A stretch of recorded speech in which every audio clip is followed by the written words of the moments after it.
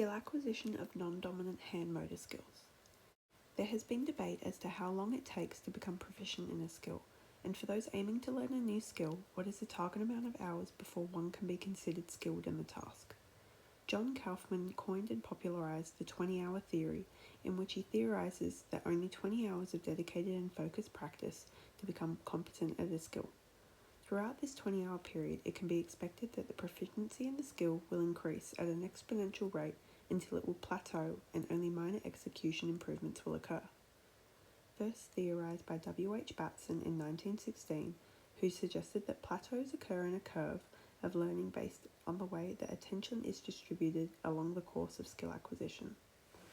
This theory is supported by the skill acquisition theory as well as related studies, in which plateaus in improvement occur once a participant has moved on to the autonomous stage of skill acquisition and no longer requires focused cognition to complete the task. The basal ganglia is an essential to the retention of motor skills, as they manage the neurotransmitter signals from the brain to the muscle synapses to control movement. As such, it is an important structure and component of skill acquisition. The aim of the task is to adequately improve the fluidity of non-dominant handwriting and becoming more adeptly ambidextrous. This will be assessed through light cued reaction time and visual comparisons between handwritings pre and post 20-hour intervention. Associative learning, such as functioning around daily tasks using the non-dominant hand, can assist in the learning of this skill, and as such, initial results will be favoured towards a positive intervention. It is hypothesized that the dexterity of the left hand will increase, and the reaction time will also improve, as shown in the quantitative light reaction time testing.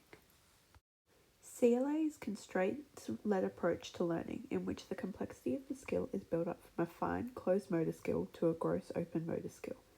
In this task, building up the competency of writing was done through exposure to increasingly difficult stimuli.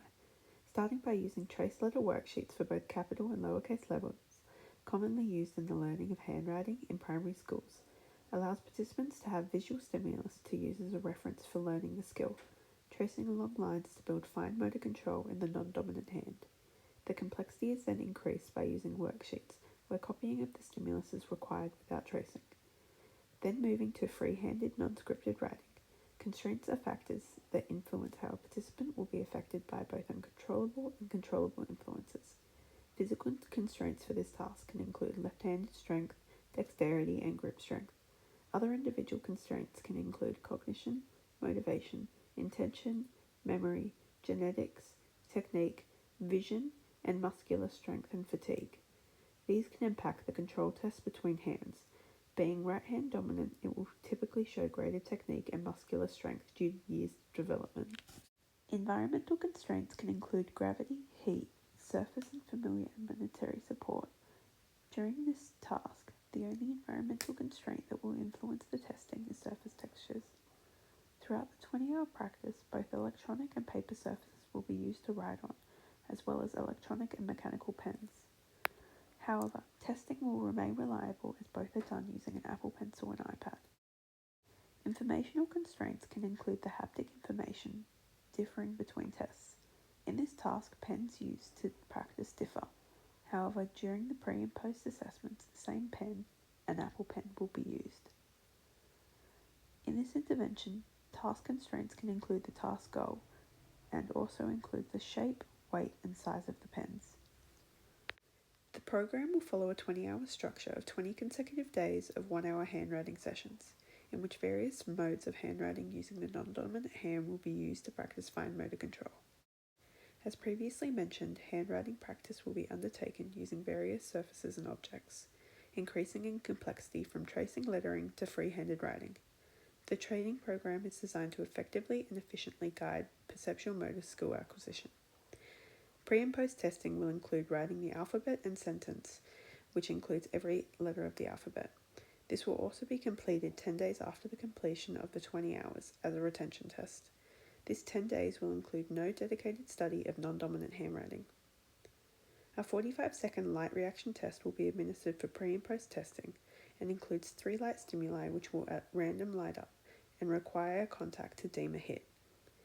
These tests will be undertaken using only one hand whilst in a sitting position, a repeatable factor between the tests. To assess the effectiveness of the intervention, both quantitative and qualitative assessments will be included. To assess improvement in a handwriting, a subjective comparison of handwriting legibility pre and post 20-hour intervention will be included. Additionally, for a transfer of skills in the non-dominant hand, a quantitative measure of a reaction time test will be conducted using blaze pods, which use a light stimulus to cue reactions. This will include a timed 45-second interval in which a light stimulus will at random light up one of 3 pods, using only one hand, whether being right or left, to hit the pods. A subjective analysis of a comparison in handwriting between both pre- and post-testing and left and right hands can show the progression of control in writing, including increased degrees of freedom that comes from building association skills. Reaction time assesses the execution of motor execution time, sensory transmission into input, and central processing. Figures 4 and 6 indicate the first attempts at the traced worksheets, both upper and lowercase. It is apparent that the motor skill is lacking, as all lines are shaky and cannot stay within the guides. Figures 5 and 7 are the after result of practicing using the traced worksheets for an hour. Lines are straighter and less shaky, and can follow more closely to the guides and staying within them. Figure 5 shows a comparative result of dominant handwriting. This includes writing the alphabet and the repeated sentence. Figure 6 shows the pre-test of the non-dominant left hand. Subjective notes include shaky lines, poor legibility.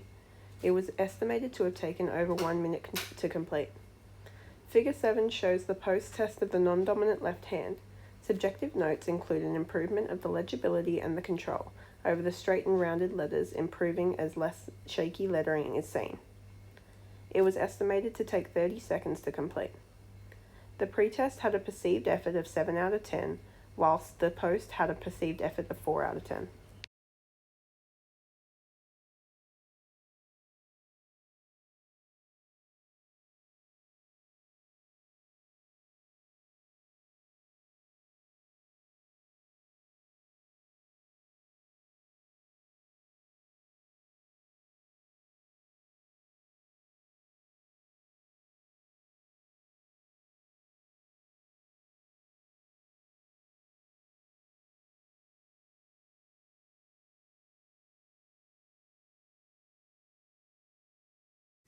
Figure 8 illustrates the non-dominant left hand after a 10-day retention period. After not practicing for 10 days, it can be seen that the progress has regressed with shakier lines than the post-test. Decent legibility and an estimated time of 1 minute. The perceived effort was a 6 out of 10. Through comparative studies of figures 6 and 7 and videos 2 and 4, it can be seen that a positive relationship exists after the 20-hour intervention. The handwriting of non-dominant hand pre-testing was in the cognitive phase of skill acquisition, and as such errors were still frequent and had poor legibility. Figure 7, which indicates the post-test handwriting, which was perceived to be easier to complete, is more legible. In videos 2 and 4, it can be seen that after the intervention there was a higher reactivity score, increasing non-dominant hand performance by 5 hits in 45 seconds. A strength of the program was the multifaceted approach towards measuring the intervention success, by including both a quantitative and qualitative measure in forms of handwriting analysis and light reaction. The blaze pods measure the reactivity of the non-dominant hand compared to the dominant, and the handwriting analysis answers the aim of improving dexterity in non-dominant handwriting and becomes more ambidextrous. A weakness of the program can include the non-quantifiable measure of assessing handwriting pre- and post-intervention. The most accurate comparisons come from visual analysis and subjective notes. Another weakness can include the lack of retention test for the blaze pods. Without assessing at a later date if improvements are made throughout the 20-hour intervention, it is unknown whether the improvements in reactivity are long-lasting and continuous. The reliability and validity of the aim can be called into question, as no retention tests were performed after the 20-hour period elapsed for the time reaction test. Whilst the skill of non-dominant handwriting would decrease in accuracy after a period of time, it was shown in Figure 8 of the handwriting retention test that after 10 days of no practice, non-dominant handwriting had little to no change in legibility, and only a slight difference in appearance with shakier lettering. Overall, the test is high in accuracy as it accomplished the aim of the intervention and had a comparative result to the hypothesis. As such, it can be assumed that the 20 hours have led to the skill acquisition of non-dominant handwriting and greater control of fine motor skills. It can be concluded that the 20-hour intervention had a positive impact on both the legibility and accuracy of non-dominant handwriting, as well as the motor skills in that hand, including the recorded reaction time, which can incorporate limb strength, speed, and fine motor control. The aim of becoming more dexterous in the non-dominant hand can have the future applications in the general functioning of both hands, becoming more efficient and accurate. Ambidextrous individuals have enhanced motor execution and can be more creative after utilizing the other hemisphere of the brain. Typically, right-handed people have a more developed left hemisphere, since the corticospinal tract, which is responsible for the transfer of neurological information between the muscle synapses in the brain, diverges from the left side of the body to the right at the pyramidal decussation. Ambidextrous individuals have better reaction times, coordination, and fine motor control. Equal motor planning, strength, and motor movements can also be seen. It can also be further developed into multitasking and further coordinating the individual complex movements of each hand.